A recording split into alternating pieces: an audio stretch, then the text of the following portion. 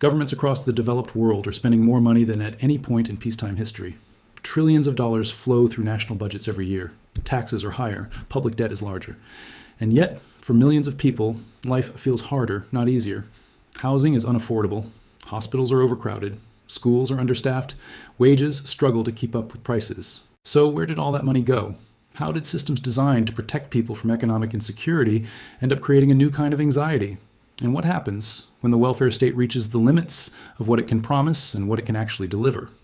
To understand why this question matters now, we have to step back in time, to an era when the welfare state was not a problem to be managed, but a solution to everything. In the decades after World War II, much of the developed world was rebuilding from ruins. Cities lay in rubble. Entire generations had been lost, and governments faced a simple but urgent task: rebuild economies, restore social stability, and make sure the catastrophe never happened again. Out of that moment emerged the modern welfare state: universal health care, public pensions, subsidized housing, free or low-cost education, unemployment insurance. These systems were not designed out of generosity alone. They were designed for stability. Leaders believed that economic security would prevent political extremism, social unrest, and the kind of despair that had fueled conflict in the first place. And for a long time, it worked. Between the 1950s and the 1980s, productivity surged. Populations were young. The ratio of workers to retirees was high. Governments collected taxes from a growing labor force and redistributed them through public services that most people relied on and trusted. Economic growth made promises affordable. The welfare state expanded, but so did the economic pie beneath it. That era quietly ended. Today, the welfare state still exists. In fact, on paper, it is larger than ever. In many advanced economies, government spending now accounts for 40 to 55% of GDP. Public budgets dwarf anything seen in the mid-20th century. And yet, the experience of everyday life tells a very different story. To understand why, we need to look not at ideology, but at arithmetic. The first pressure point is demographic, and it is relentless. Populations across the developed world are aging at a speed no welfare system was designed to handle. In the 1970s, most rich countries had 5 or 6 working-age adults for every retiree. Today, that ratio is collapsing. In countries like Japan, Italy, and Germany, there are barely 2 workers per retiree. In some regions, it is heading toward 1-to-1. This changes everything. Pensions were built on the assumption that many workers would support relatively few retirees. Healthcare systems assumed that most spending would occur late in life, but for a smaller share of the population. As societies age, those assumptions break down.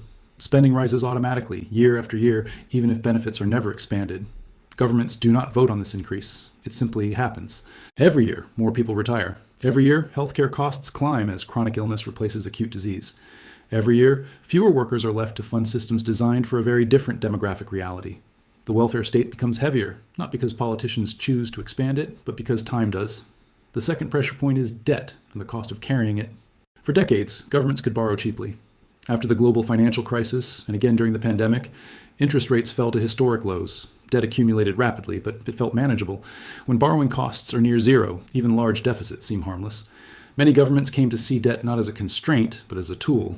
That illusion is now gone. As inflation surged and central banks raised rates, the cost of servicing debt exploded.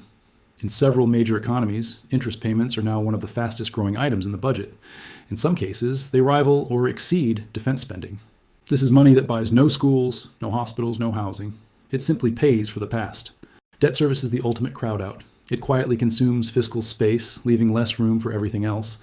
And unlike most welfare spending, it cannot be cut without risking financial crisis.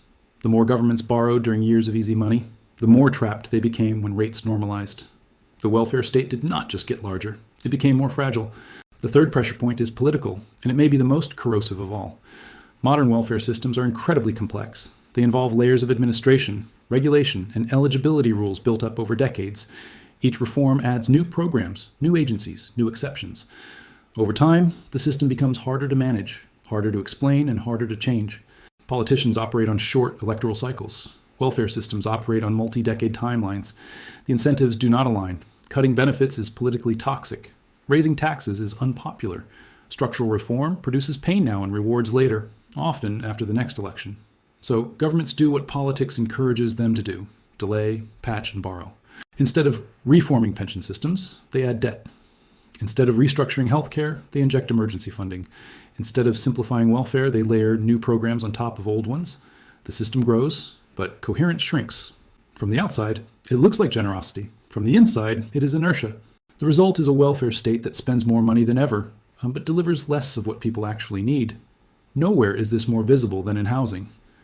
In many advanced economies, housing has become the largest expense for households and the greatest source of insecurity. Yet public spending on housing support has risen dramatically. Subsidies, tax breaks, social housing budgets, and rent assistance programs consume billions every year. And still, prices keep rising. The reason is structural. Welfare systems treat housing as a social issue, while markets treat it as a financial asset. When governments subsidize demand without fixing supply, zoning laws, land use restrictions, slow permitting, they push prices higher. The money flows, but the homes do not. For young families, this feels like betrayal. They pay high taxes into systems their parents benefited from, yet face a housing market that excludes them entirely. The welfare state protects the past more effectively than it secures the future. Healthcare tells a similar story. Public spending on healthcare has risen faster than almost any other category. In many countries, it absorbs 10 to 12% of GDP. And yet, patients face longer wait times, understaffed hospitals, and overwhelmed emergency rooms. Again, demographics and structure collide. Aging populations increase demand, medical technology raises costs, bureaucratic systems struggle to adapt. More money keeps the system running, but not improving. The welfare state becomes a maintenance machine, designed to prevent collapse, not to deliver excellence. These pressures play out differently across countries, but the pattern is remarkably consistent. In the United States, welfare spending is fragmented. Healthcare is expensive and inefficient. Social programs are means-tested and administratively complex. The government spends enormous sums, yet many people fall through the cracks. The result is resentment from taxpayers who feel overburdened and from beneficiaries who feel abandoned. In Western Europe, welfare systems are broader and more universal. Benefits are generous, but fiscal space is tighter. Countries like France and Italy struggle to reconcile expansive social promises with stagnant growth and rising debt. Reform triggers protests. Delay deepens the problem. Japan offers a glimpse of the future. Its welfare state remains intact, but only because debt has filled the gap left by demographics. The system appears stable on the surface, but the burden is silently transferred to future generations. Despite these differences, the social consequences converge. Middle-class households feel squeezed. They earn too much to qualify for assistance, but too little to feel secure. They pay into systems they increasingly doubt they will benefit from. Trust erodes. At the same time, political polarization intensifies. As welfare systems strain, groups compete over shrinking fiscal resources. Immigration becomes a flashpoint. Generational conflict sharpens. The welfare state, once a source of unity, becomes a battleground. This is how economic anxiety turns into political anger. And yet, the most dangerous illusion persists. The belief that the welfare state can simply be expanded indefinitely to solve these problems. It cannot. There is no version of the modern welfare state that escapes arithmetic. Aging populations, higher interest rates, slower productivity growth, and political constraints impose hard limits. Ignoring them does not preserve the system. It hollows it out. So what are the alternatives? Some argue for higher taxes, especially on wealth and high incomes. This can buy time, but rarely solves structural imbalance on its own. Others push for cuts, but blunt austerity often harms the most vulnerable and fuels backlash. The most difficult path is reform. Reform means confronting uncomfortable truths. Retirement ages may need to rise. Benefits may need to be targeted more precisely. Healthcare systems may need to prioritize outcomes over process.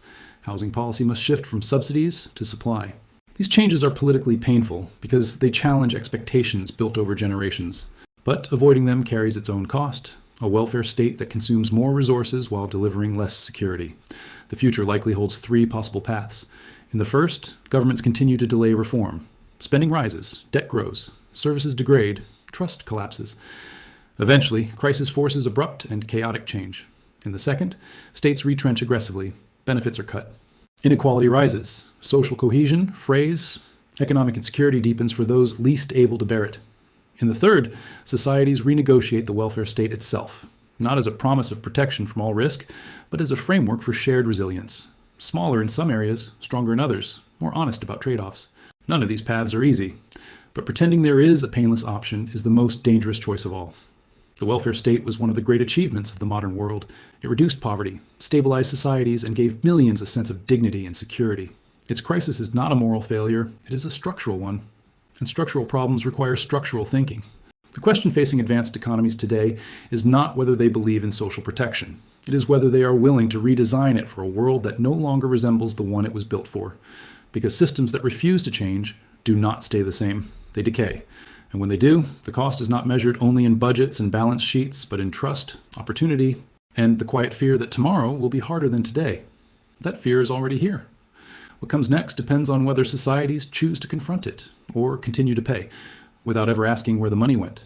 For decades, the welfare state was built on a simple promise. If you worked hard, paid your taxes, and followed the rules, society would protect you from the worst shocks of life.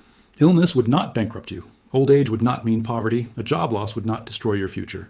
That promise shaped entire generations and defined what it meant to live in a developed country. But slowly, almost invisibly, that promise began to change. Today, governments are still collecting record levels of tax revenue. Public spending as a share of GDP is near historical highs across most advanced economies.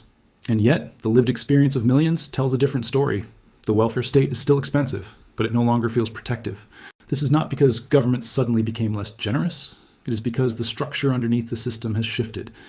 In the past, welfare systems redistributed income in a growing economy. Productivity gains created new wealth, and the state decided how to share part of that growth. But over the last 2 decades, productivity growth has slowed, while obligations have exploded. Aging populations, rising healthcare costs, and ballooning debt have turned the welfare state from a redistributor of growth into a manager of decline. More and more public money is now spent simply keeping the system alive. Interest payments consume budgets without improving lives. Pension spending rises automatically, regardless of economic performance.